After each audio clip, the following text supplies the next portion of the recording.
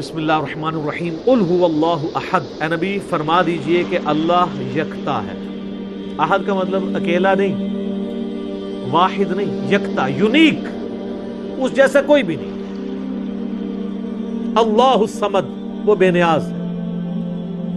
یہ تو ہم اس کا بالمفہوم ترجمہ کرتے ہیں، اصل اس کا ترجمہ یہ کہ سب کا پشت پناہ وہ ہے، سب کے پیچھے وہ ہے، سب کا سہارا وہ ہے، اس کا سہارا کوئی نہیں ہے۔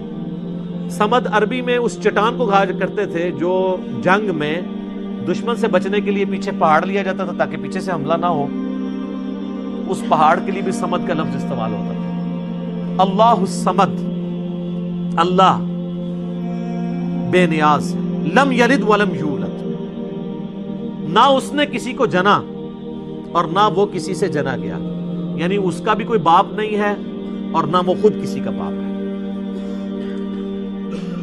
اللہ تعالیٰ جو ہے وہ ہمیشہ سے، اس پہ میرا یوٹیوب پہ کلپ بھی ہے، Who created God، اللہ کو کس نے پیدا کیا، تو اس میں نے ٹیکنیکلی میتھمیٹیکلی اس چیز کو ڈسکس کیا کہ اگر for the sake of argument یہ مان لیا جائے کہ ہر چیز کا کوئی خالق ہے تو خدا کا بھی کوئی خالق ہوگا، حالانکہ یہ ڈیفینیشن غلط ہے۔ خالق کی ڈیفینیشن یہی ہے کہ جس کا کوئی خالق نہ ہو۔ اگر اس کا کوئی خالق ہوگا پھر خالق نہ ہوا، وہ تو مخلوق ہوئی۔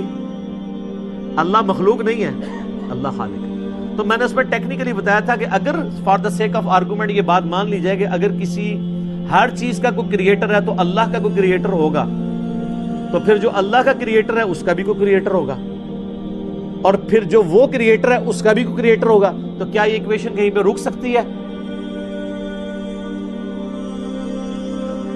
تو یہ تو ساری فالس سٹیٹمنٹ ہو جائے گی۔ جبکہ دوسری طرف ریالٹی ہے کہ ہم موجود ہیں، مخلوق ہے، یہ ایک حقیقت ہے۔ اس حقیقت کو ریورس کرنے کے لیے اگر یہ مانا جائے کہ ہمارا کوئی کریٹر، اس کا بھی کوئی کریٹر، اس کا بھی کوئی کریٹر، تو دوسری طرف تو آپ حقیقت تک پہنچ ہی نہیں سکتے، انفینٹ ہے۔ تا وقت ہے کہ آپ کسی ایک کو ایسا نہ مان لیں کہ جس کا کوئی کریٹر نہ ہو، جہاں سے سب سٹارٹ ہوئے ہوں، تو سر وہی تو ہے لم یلد ولم یولد۔ میتھمیٹیکلی یہ سٹیٹمنٹ اسی وقت درست ہوگی جب کسی ایک کو ایسا ماننا پڑے کہ اس کا ورنہ تو یہ رکے گی نہیں۔ اسی لیے بخاری میں حدیث ہے کہ شیطان تو میں آگے کہتا ہے کہ پہاڑوں کو کس نے پیدا کیا، تم کہتے ہو اللہ نے۔ وہ کہتا ہے درخت تم کس نے پیدا کیا، تم کہتے ہو اللہ نے۔ پھر وہ تم سے پوچھتے ہیں اللہ کو کس نے پیدا کیا۔ جب وہ یہ کہے تو تم کہا کرو قل هو اللہ احد اللہ الصمد لم یلد ولم یولد ولم یکن له کفوا احد۔ وہ ٹیکنیکلی اسپیکنگ وہی بات کی ہے کہ اس کا تو کریٹر ہو نہیں سکتا، میتھمیٹیکلی یہ سٹیٹمنٹ رانگ ہو جائے گی۔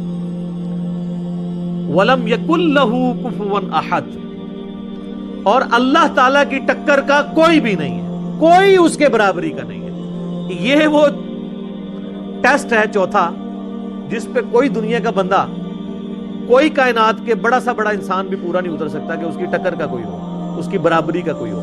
کوئی کتنا بھی بڑا ہو مخلوق ہوگا، مخلوق ہے تو اس کے ساتھ نیند جڑی بھی ہوگی، مخلوق ہے تو اس کے ساتھ کھانے پینے کا محتاج ہوگا، مخلوق ہے تو وہ پیشاب کا محتاج ہوگا، اور سب سے بڑی محتاجی کہ اسے موت آ جائے گی، اور اللہ کو موت نہیں آتی، وہ الحی القیوم۔